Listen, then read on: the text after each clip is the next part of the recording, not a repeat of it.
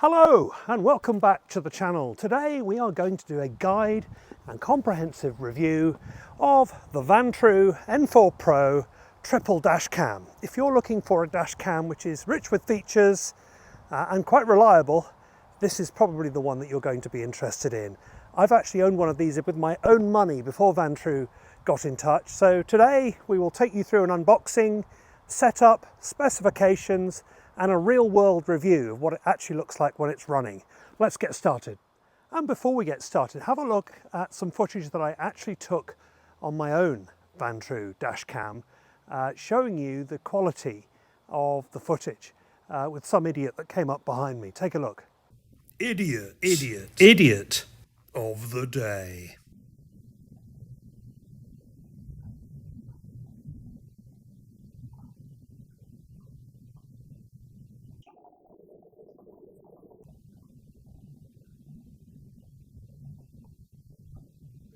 All right, well, let's introduce you to the star of the show then, the Vantrue N4, having already dropped the little piece of paper that came out of there, which shows me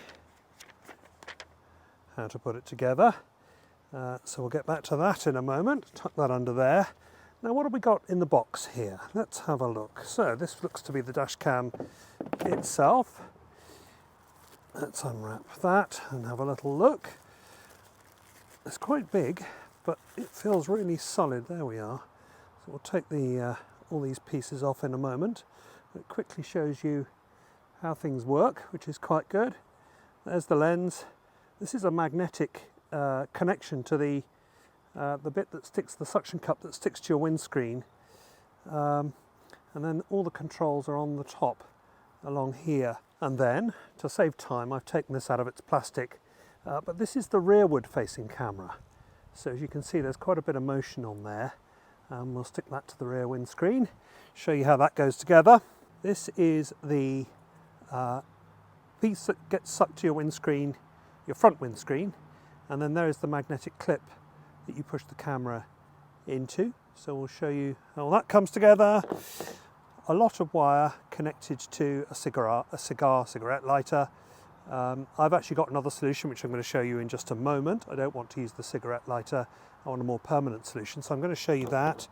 And then a very helpful pry tool for, if I can get it to focus, which I probably can't, there we are, which, if I want to move the internal parts of the car around just to put wires and hide wires, I can use that. You also get a nice length of cable here so that you can power your rear camera, which is quite helpful, and a power to USB cable as well for getting the pictures out of your camera onto your phone. There is also an app as well which allows you to do that. And in this bag there are some more 3M stickers in case you need them, in case you fluff up the first one. And lastly then, this is what I've decided to do to more permanently power the camera. This is an OBD2 port power device. I used this very successfully when I had my last Vantrue in my Porsche 911. And this just plugs into the OBD2 if your car is new enough to have one of those. Most cars are these days. And then you've got all the wire that you need to power the camera. So there's one other thing that we need. I bought a 256 gigabyte SD card. And then we can get on with installing it, which is what we'll do right now. Okay, you join us midway through the installation. I've saved you some time rather than having to watch it. What you're looking at here in the middle of the screen is where it's plugged into the OBD2 port. It literally just plugs in. You just have to find the port, normally under the steering wheel, which is where you're looking at. And then I've routed the wire. You can follow it there. And it goes all the way up the A pillar, up here behind this bit of trim, and then along the top of the windscreen, and that's as far as I've got to at this stage. There is a little panel on the side of the camera which is, I think, magnetic. It just pops away like so and reveals the slot for the SD card. Now I can never remember which way these go in, but I've got my 250 gig SD card right here which I'm going to try and slot in. Let's try another way. That's better. And that just needs a fingernail to push in, I think. There we are. And then we should be ready to go again. If I haven't turned the camera off by mistake. There we are. The camera's coming back into life.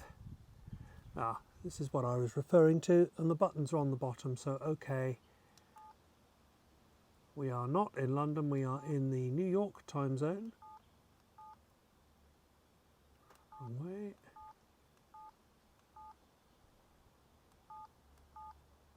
New York, okay.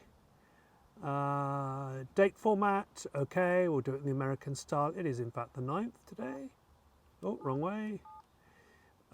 Okay. It is in fact 2:53. Okay. 60 hertz for the better quality. Miles per hour. Wi-Fi mode for when we want to extract stuff from it. Format SD card. Let's do it.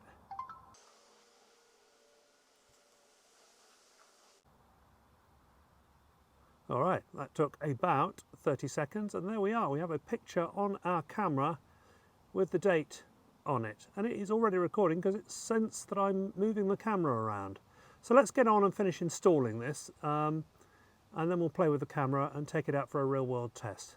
Okay, fully installed now in my son's 2009 Mini Cooper S, and I'm pretty pleased with the way it turned out. The wires are fairly neatly hidden all the way across here, round the back and to the rear view camera there. Now there's a bit of a loop of wire there because when you want to open up the rear door, of course you need a bit of slack to be able to do that.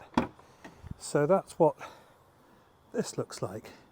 Possibly there is a neater way of doing that, and I suspect that there is a way through here, down here and down back into the cabin that way, but that's the way it is for now, and I don't think it looks too bad, to be perfectly honest. Setting the camera up was a doddle. You just download the app, connect it wirelessly to the camera, and then you get to choose all the different settings from the app, and quite a number of different settings that you can choose from as well. So really easy. Really everything just plugs together simply. It's just then a question of routing the wires throughout your car, which is just hidden behind trim. Dead straightforward. I can get you a discount on this camera of $20 off using the coupon code that's shown in the description and the link that is in the video description. So have a click in there and you'll see what it's all about and how much it costs. So let's go for a spin. All right, we are on the road and you are hearing and looking at me from the Vantrue N4 Pro. What does it sound like to you? Is it clear enough? If in the event of something legal that was happening, could you discern what I was saying to determine intent or bad behaviour or good behaviour or all of those things? What do you think?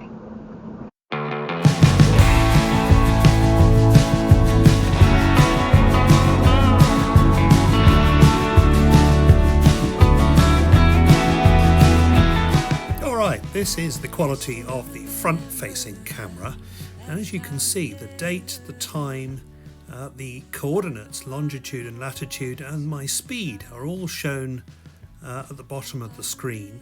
This is in the middle of October, towards the end of the afternoon, so the light is pretty good, and this is what you currently see. So let's talk about the camera itself, the specifications and some of the features. So the highlights are that it has a 3.19 inch display with a Sony Stavis 2 chip, 4K front facing camera, 1080p for the cabin and the rearward facing camera. There's Wi-Fi and app control, which I've shown you some of before. It has a GPS logger, so when you record you can tell where the footage was taken. There is a parking mode, buffered parking mode, which comes in several different formats. You can set it so that it is controlled by motion, controlled by being knocked, the car going up or down, left or right, or you can set it so that it has a lower quality down to 720p continuous recording whilst it's being parked. Because it has 3 cameras, it has 360-degree all-round protection. At the front of the car, the camera sweeps a total of 155 degrees, the in-cabin camera 160 degrees, and the rear-facing camera 165 degrees. The front camera, as I may have mentioned earlier on, is 4K video resolution using HDR technology, which automatically balances exposure and light and dark spots. It captures much more details in ultra-low light during night time and even on a dark road. Switching to the rear view camera then, so you can see what that looks like.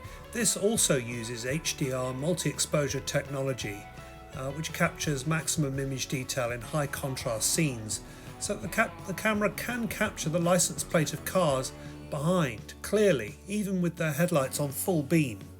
All 3 cameras record to a micro SD card, which is not included in the box and you have to pay for separately.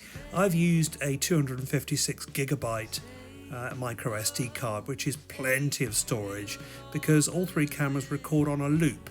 So if the footage is not required, it just simply loops over and over and over again until you store the data by pushing the main memory button on the left-hand side of the controls.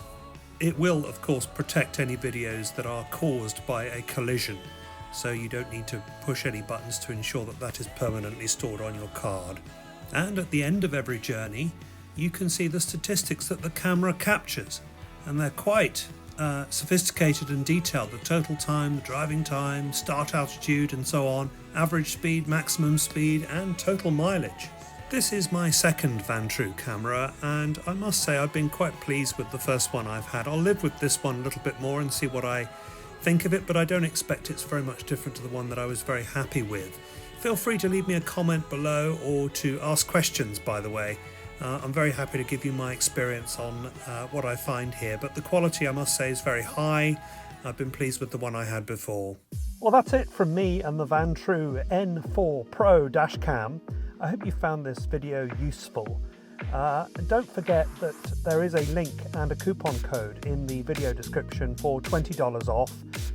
Back on Porsches next week. I've got a lovely French guy called Cyril coming to visit me with his manual Porsche 928 S2. So that should make for a very interesting video. Lots more to come. Thank you so much for watching. See you in the next one.